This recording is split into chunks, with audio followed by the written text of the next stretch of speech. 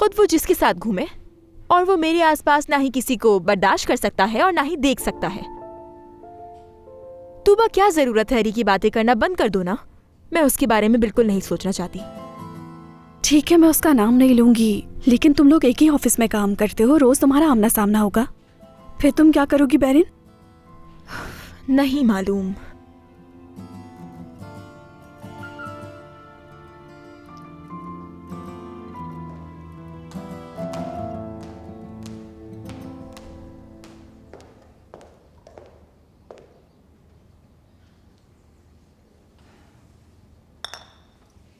अम्मी जान, माफ कीजिएगा, कुछ ज्यादा ही बोल गई थी मैं उस वक्त। वैसे भी आजकल हर वक्त घर में कुछ ना कुछ चलता ही रहता है, बस उसी को लेकर परेशान हो गई थी। माफ कर दीजिएगा। तुमने तो बस अपने दिल की बात कही थी।